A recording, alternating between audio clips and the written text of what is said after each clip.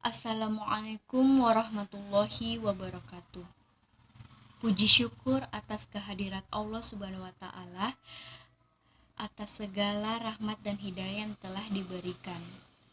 Saya Fadia Salsabila Usman, perwakilan dari kelompok 6. Adapun pemateri lainnya seperti Isna Indriani dan Wardah. Kami dari kelompok 6 akan memaparkan materi tentang pemberdayaan dana zakat, infak, sedekah di era kontemporer. Adapun pemateri pertama oleh saya sendiri tentang definisi zakat, infak, dan sedekah. Definisi zakat. Kata zakat secara bahasa berasal dari kata zaka yasku zaka an wa zakwan yang berarti berkembang dan bertambah.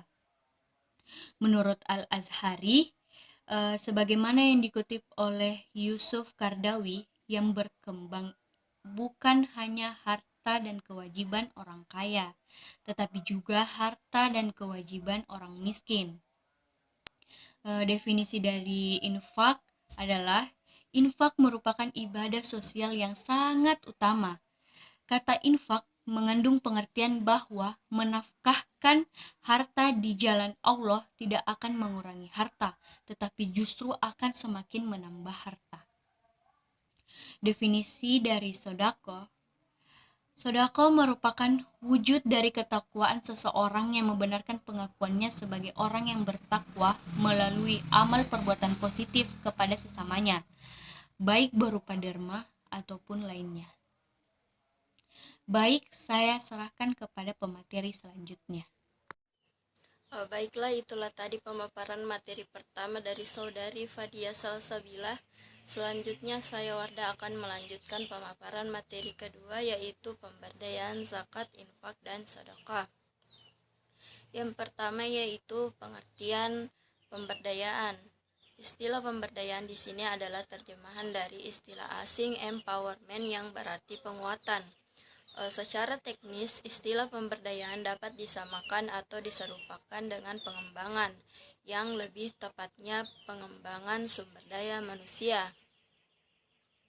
Ini berarti masyarakat diberdayakan untuk melihat dan memilih sesuatu yang bermanfaat bagi dirinya sendiri. Pemberdayaan juga di sini merupakan upaya untuk membangun daya masyarakat dengan mendorong, memotivasi, dan membangkitkan kesadaran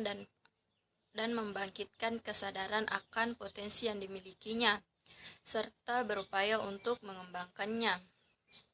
Kemudian, pemberdayaan di bidang ekonomi untuk umat pada dasarnya adalah suatu upaya mengoptimalkan dan meningkatkan kemampuan orang per orang, kelompok, dan masyarakat dalam suatu lingkungan tertentu agar memiliki kemampuan untuk meningkatkan kualitas hidupnya secara mandiri, utamanya dalam masalah ekonominya.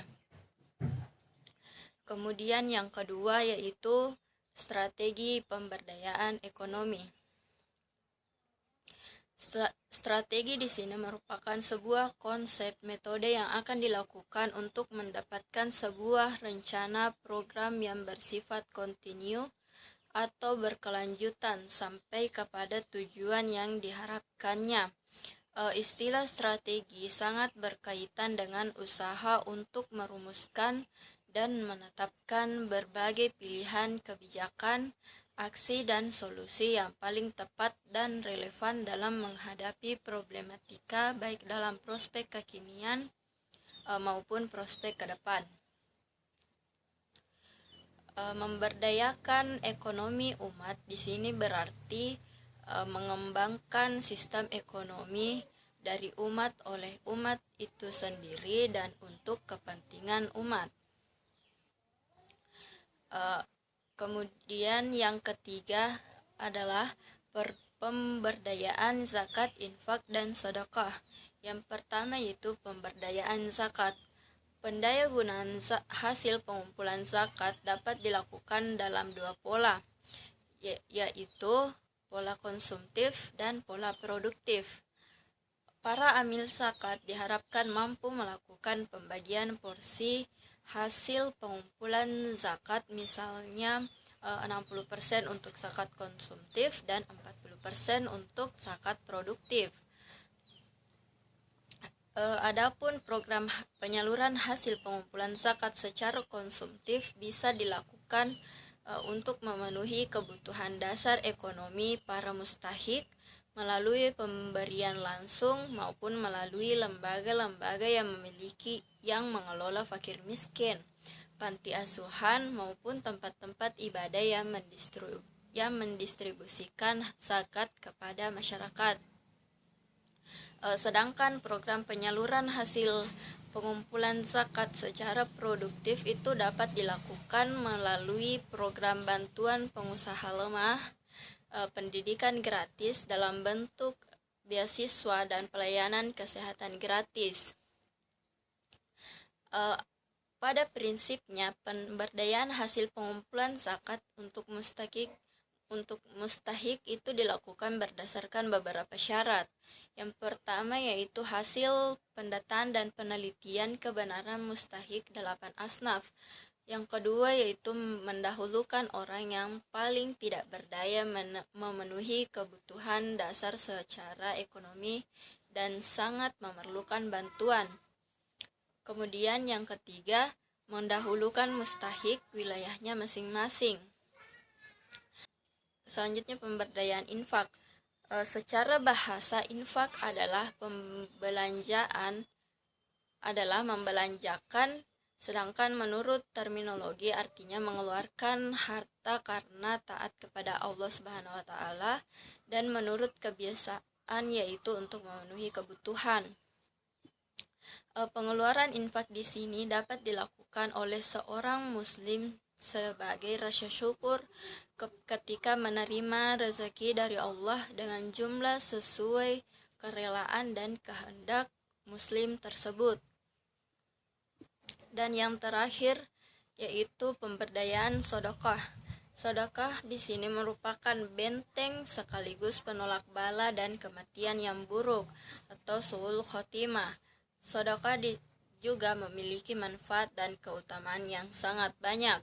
Termasuk Rasulullah pernah bersabda bahwa sedekah itu menutup 70 pintu kebaikan, dan manfaat sedekah juga akan kembali kepada masyarakat itu sendiri yang tidak terhitung jumlahnya.